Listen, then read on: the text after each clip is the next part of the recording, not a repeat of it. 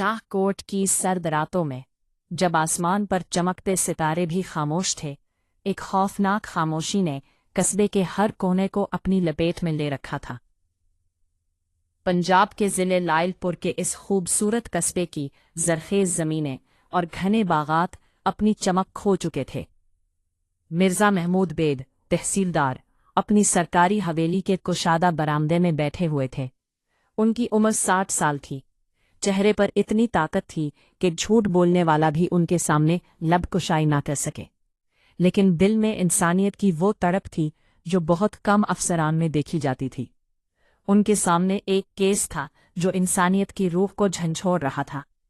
करम इलाही, कस्बे का पटवारी, बरसों से गरीबों की ज़मीनें हड़प कर रहा था। एक बेवा औरत, ज़हरा बीबी, अपने 5 एकड़ ज़मीन के टुकड़े के लिए कचहरी के चक्कर लगा रही थी, जो उसके यतीम बच्चों का वाहिद सहारा था।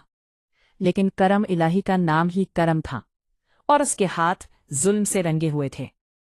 मिर्ज़ा साहब ने फैसला किया कि वो इस मामले की गहराई तक जाएंगे।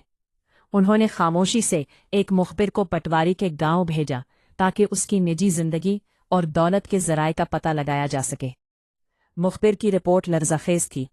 साहिब, पटवारी के घर में दौलत की रेल पेल है, मगर उसका इकलौता बेटा एक ऐसी बीमारी में मुब्तला है जिसका कोई इलाज नहीं।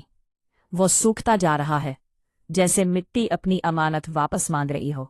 मिर्ज़ा साहब ने एक लंबा सांस लिया और कहा, जुल्म जब हद से बढ़ता है तो कुदरत अपना हिसाब बराबर करती है। अगले दिन उन्होंने करम इलाही को अपने दफ्तर तलब किया।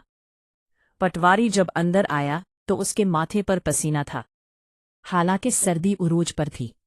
मिर्ज़ा साहब ने उसे बैठने का इशारा किया और बड़ी नरमी से पूछा, करम इलाही, सुना है तुम्हारा बेटा बीमार है? पटवारी की आंखें आंसुओं से भर गईं।